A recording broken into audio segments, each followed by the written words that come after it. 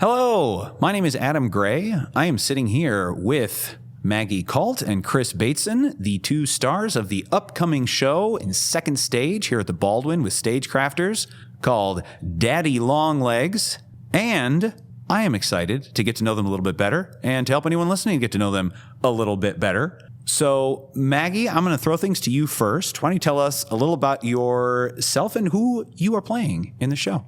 Well, I play Jerusha Abbott. She's an 18-year-old young woman, and she's grown up in an orphanage. She's the oldest orphan there. And one day she receives a letter finding out that one of the trustees of the orphanage is paying to send her to college. And that man is... me.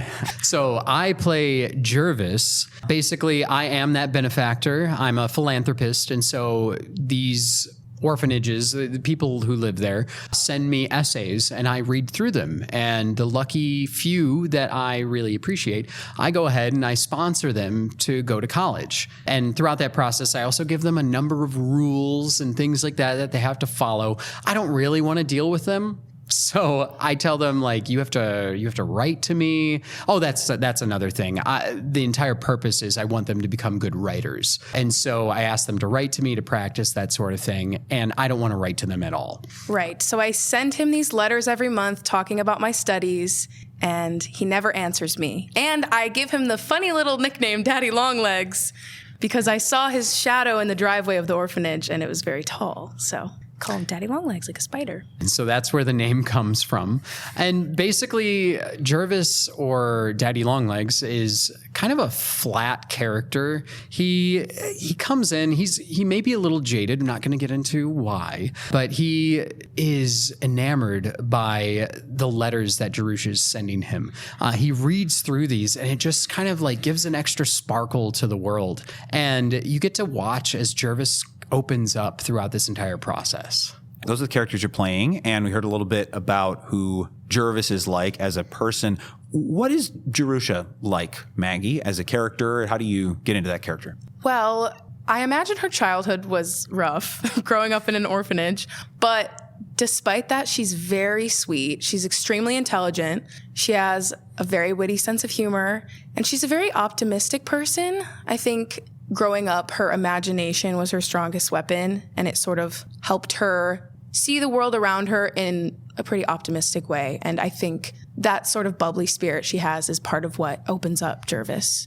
Absolutely. Like I said, he reads all of your letters, and it just kind of opens up like a new world for him, at least one he hasn't seen in a very long time. Totally. Now, you are the only two people in the show. This is a two-person It's just musical. us. Yes, I counted. I think I have around 250 lines or something. If you look at the call sheet, we are out, like, cast and crew, it's like 2-1. Absolutely. It's crazy. There are more people watching us on stage than actually on stage. Yeah. During rehearsal. Yeah.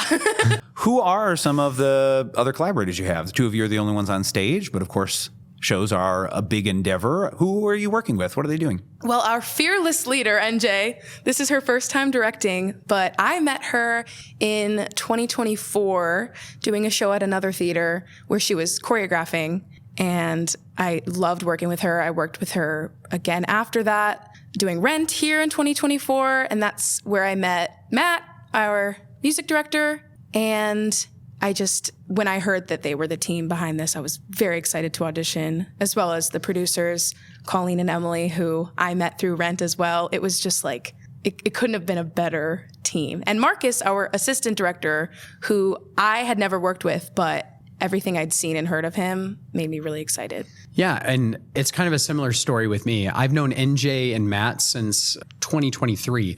We were all doing Spam-A-Lot together, and for all you Spam-A-Lot people who are listening, the biggest thing I remember is NJ saying goalposts or no goalposts. I can't remember, but and Matt just going ham on the piano. It was just such a fun show. Other than that, I've worked with pretty much all of the production team. They also worked on Spam-A-Lot, I believe. And then, yes, Marcus, I've worked with him a number of times. We worked together in Guys and Dolls and Fiddler on the Roof over at Nicely. You mentioned how you heard about this team when you heard that the show was being done. You have both been preparing for this show for unusually long time based on some conversations I've had with the both of you. What's your history with the show when you found out about it, and what did you do in preparation for it?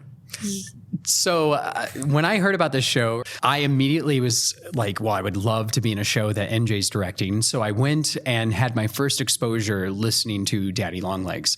I listened to the entire album, and I have to admit, the first 3 songs, I was like, where is this guy?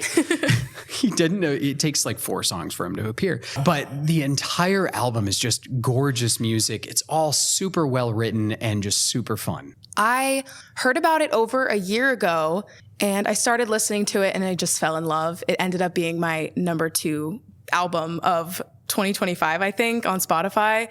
That's just like how often I was listening to this. Or number 3. It was in my top 5. Nice. I was nonstop listening to this album.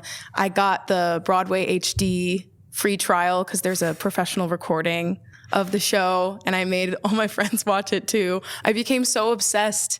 I went into this audition really, really, really wanting it, as I do a lot of auditions, I guess, but I'm definitely someone who takes audition preparation extremely seriously, because what you do at the audition, if you get the role or you don't, that's your chance to play the role. Like on that day in front of the team, that's your chance to be the character for them.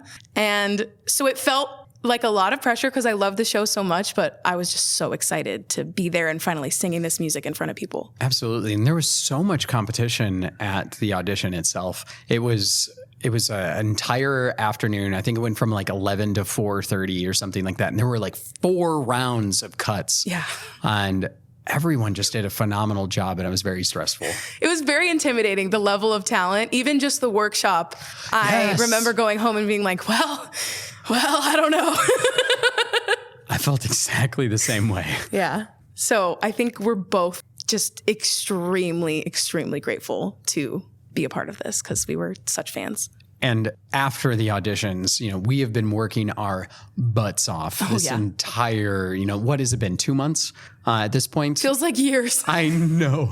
But we have been working extremely hard. Some may say we've caused ourselves to have some anxiety.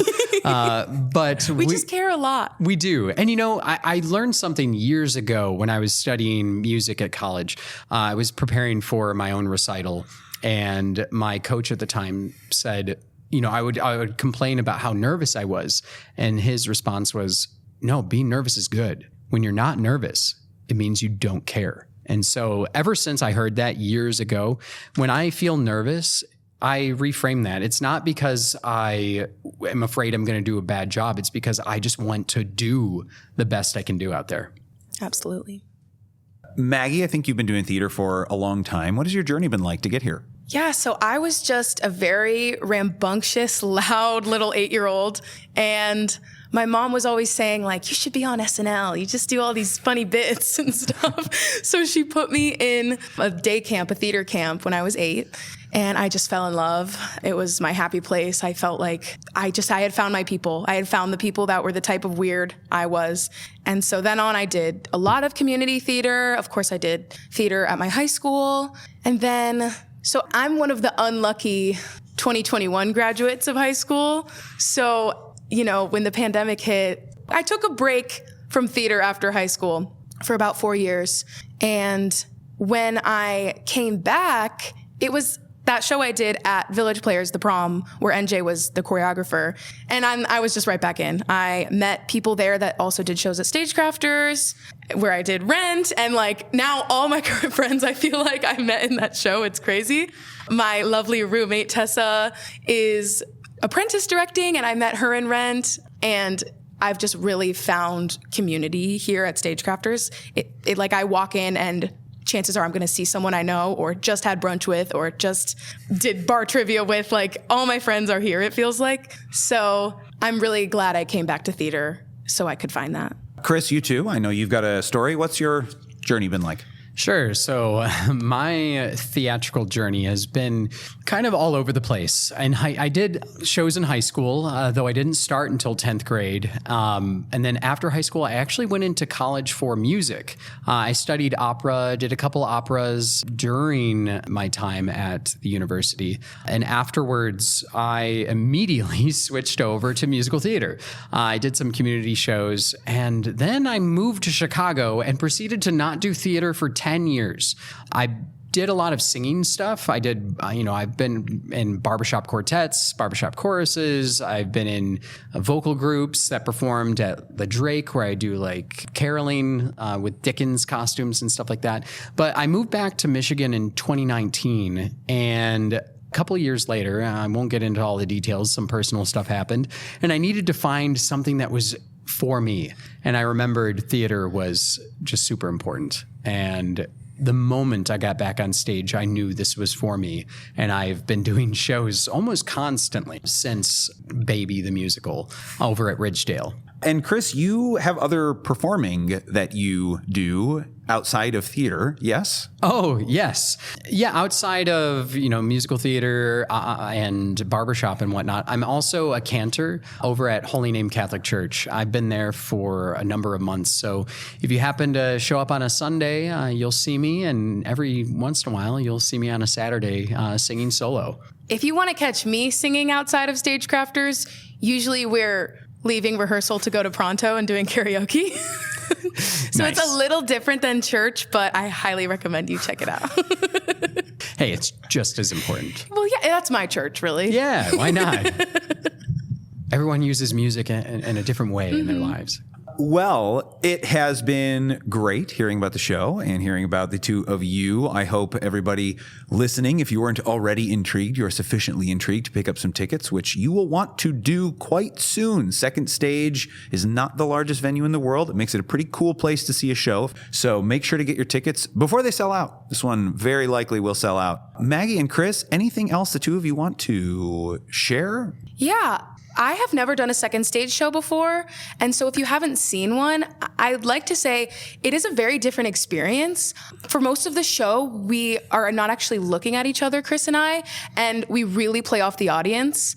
If that excites you, that's great, but also don't let that scare you. It is just a very intimate theater experience, and you will almost feel part of the world. So I think that's a really fun thing I discovered when I saw a show there. Absolutely. And I've done small shows, but I have never done a show with just two people. And maybe this is a spoiler, but we're on stage for 100% of the show. We don't really get to leave. Yeah, so you should come see it. It's going to be energizing. It's going to be fun.